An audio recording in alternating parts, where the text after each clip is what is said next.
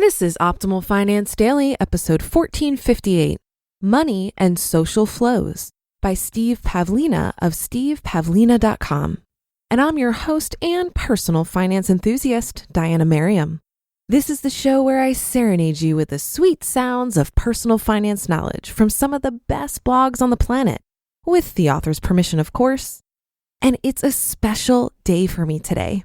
If you've been listening for a bit, you may have heard me mention the EconoMe Conference, which is an annual event I produce about financial independence. Well, today is the 1-year anniversary of the first event. That's right. After 20 months of planning, I somehow dodged a bullet and was able to see this crazy idea come to life just 1 week before everything shut down due to the pandemic. And today, I'm opening up early bird pricing for the next event, which is scheduled for November 13th and 14th of this year. So if you're interested in joining me at this party about money, stay tuned after the reading for more details. But for now, let's get right to today's post as we optimize your life.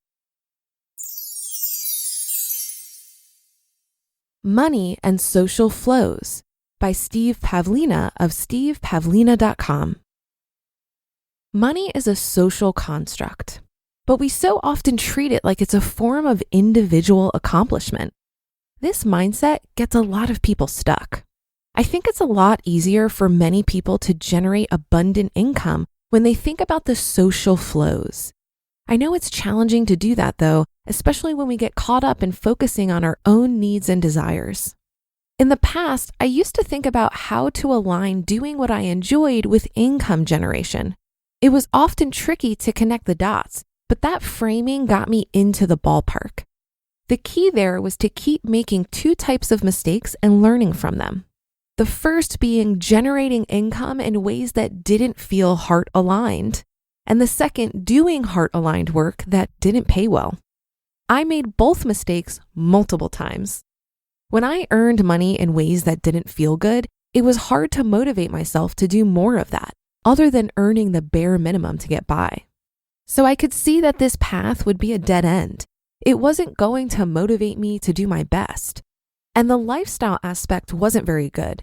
I didn't see the point of making money doing something that didn't inspire me. I also did some nice creative projects that didn't pay well at all.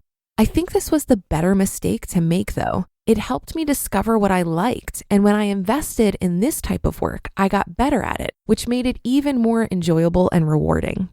And sometimes that opened up new income opportunities.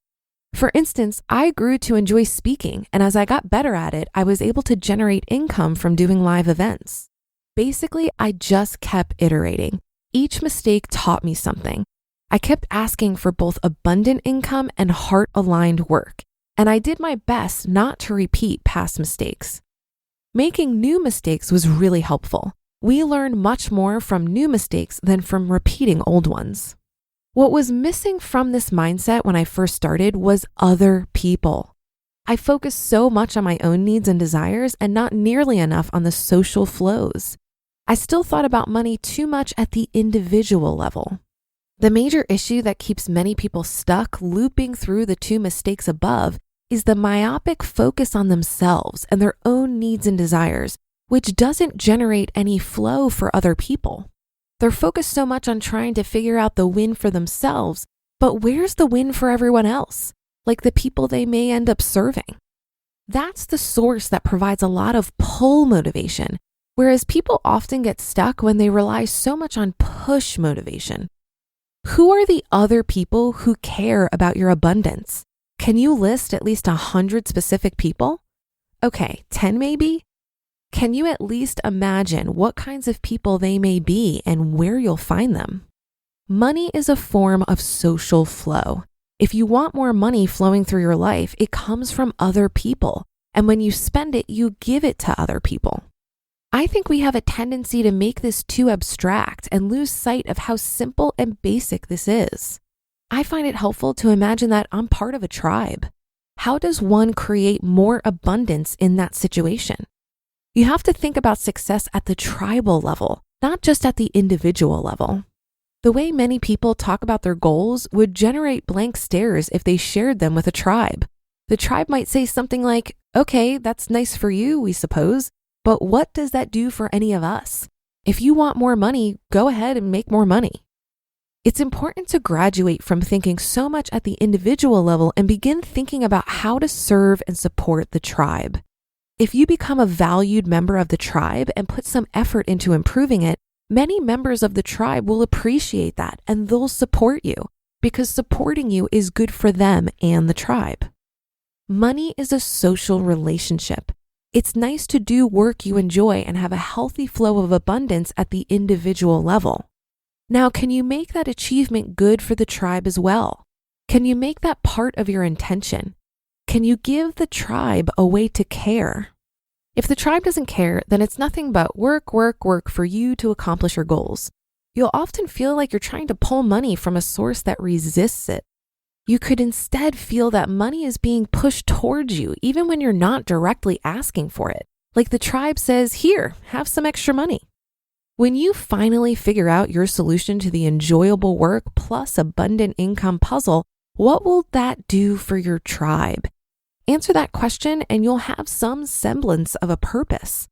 Then if you work more directly on that purpose instead of staying stuck on the individual level of your personal needs and desires, you'll really have something that can get you into the greater social flows.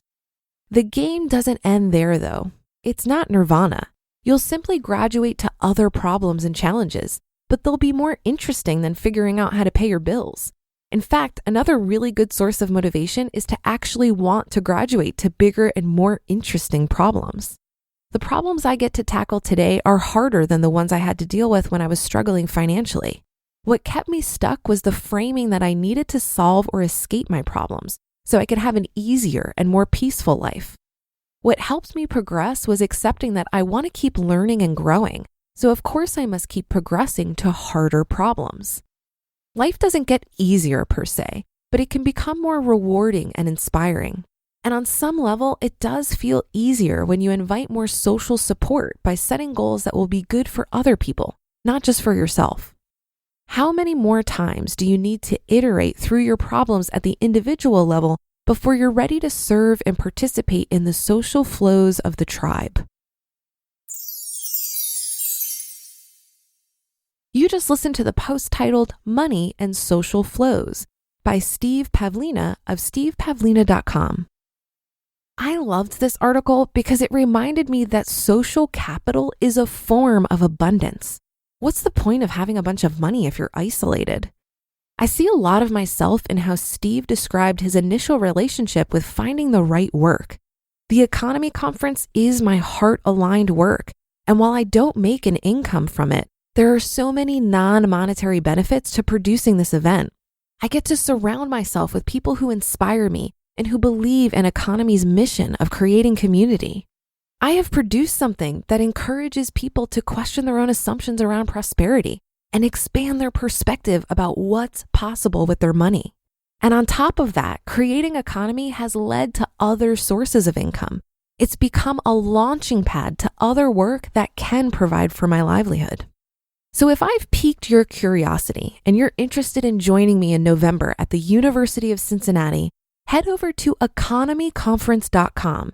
And that's economy with an M-E at the end, not an M-Y, because I'm so clever. There you can check out the incredible speakers I've lined up thus far and grab your ticket today. While we're expecting an audience of 700 people, only 200 tickets are being offered at a special early bird rate. And if COVID is still an issue come November, I've got backup dates scheduled for March 2022. There will come a day that we can gather in large groups again, and you better believe I'll be there with bells on. And that's a wrap for the Sunday show. Have a great rest of your day, and I'll be back for the Monday show tomorrow, where your optimal life awaits.